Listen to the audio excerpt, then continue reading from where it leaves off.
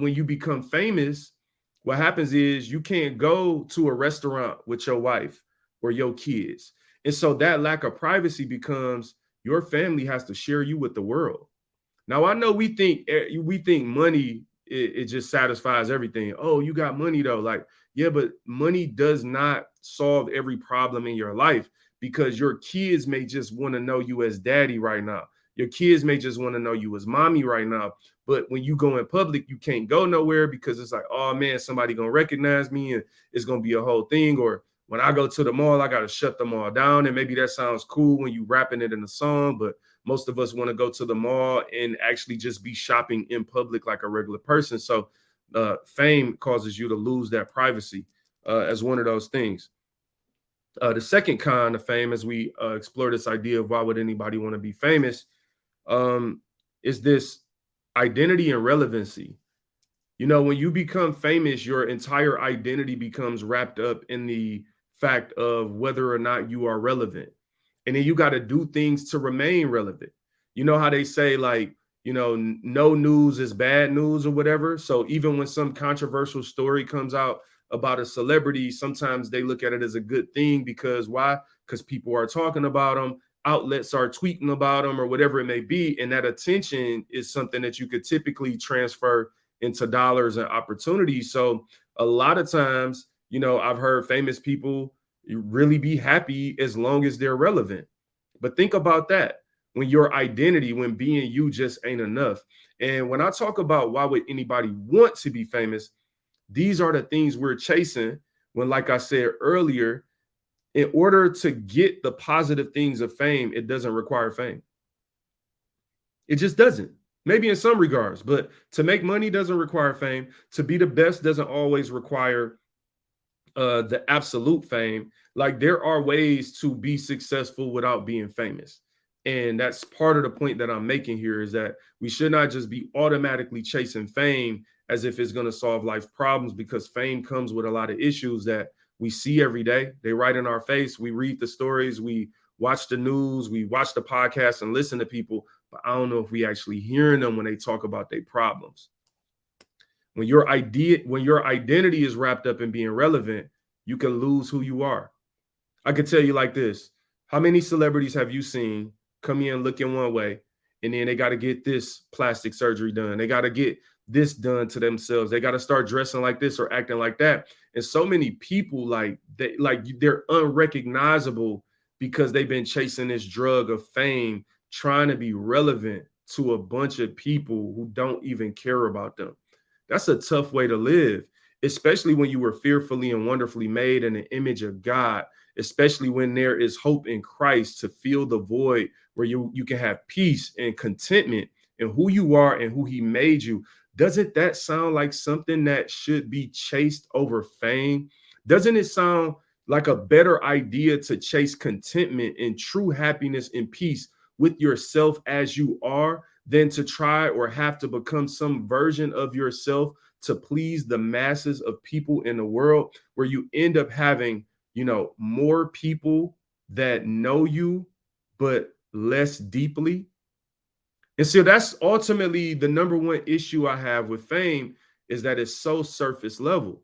It requires all of these behaviors in order to get something out of the situation that really another kind of fame is fake fans and fake friends. I can talk and fake family where you have all these people around you in this world around you and you don't know what's reality and what's just for the cameras or what's just for the opportunities or the business that you can bring.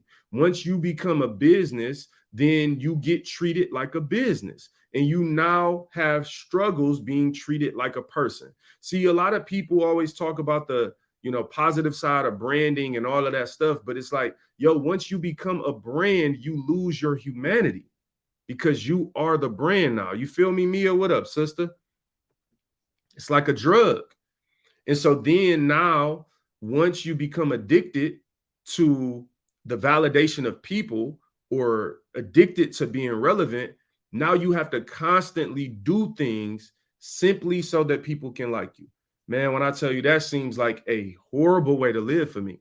I'm saying even if I made a mistake and became famous, I'm grieving over the idea that my life would become, a lack of privacy and attract more fake people. And then one of the other cons, let's go to number 4. I think this number 4 is, you have, stalkers and safety issues. You know, famous people can't really just walk around normal. You got to walk around with security. So now you're in a situation where there's all, like, you talk about the lack of privacy. Now you always have to have somebody watching you, right? You always have to have someone there to protect you. And because now you're a target.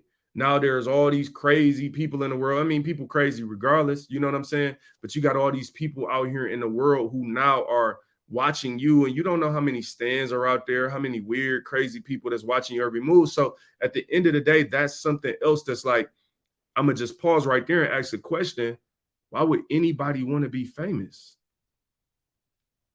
I think so many people want to be famous because we literally only stop to think about the good things of fame. Now, again, I'm not here to judge you if you still want to be famous. Like, you know what I'm saying? I'm just making my case and at least laying out something to make you think about the other dynamics on the other side of it. Fame comes with a lot of scrutiny, right? And scrutiny is not really a reason to not want to do something for me personally, but it is something to be aware of, that once you no longer have privacy and you're a public figure, people are going to talk about you in a way that most of us as human beings are not used to, or maybe not even comfortable with people doing, because once you become famous, you get treated in a way as if you're not a human being. You are just something that people can take advantage of, use up, for their own entertainment and satisfaction. And they don't really care about the human in you. It's all about, what you bring to the table. And I'm gonna give you an example. Like, you see artists, you see people like Kanye West, right? I did a whole podcast about Kanye West. I think it was in 2021, 2 years ago, and it was called "I'm Not Mad at Kanye." I advise you to go on Apple Podcasts or Spotify, where our audio podcasts are. That one is before the YouTube days, and check out this episode. I'm Not Mad at Kanye. We did a whole episode because around this time when Kanye was doing a Sunday, Sunday service stuff, I saw a lot of Christians, right? No offense, if it was you, it's all good, it's all love.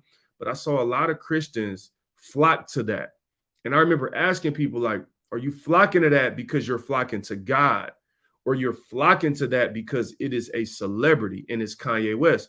And I'm going to paraphrase that whole episode and my thinking during this time of the Sunday service, which was just not something that I rocked with personally. You know what I'm saying? It wasn't my cup of tea. There were things to me that were odd about it, starting with the way people were dressing. Like, I'm just legit not like that, just be feeling real cultish to me when a group of people got to come together and it's like you got to dress this certain way. We in the woods. It was a little weird to me, but no judgment. Like, again, there may have been some good that came out of it. I was cautious about it because of the fact that one of the things that I saw in the whole Sunday service thing is that it was always Kanye was in the center. And I'm not mad at Kanye. This is what y'all don't understand. Like, this is why I want you to listen to the episode. I don't use this show to bash people. I wasn't mad at Kanye.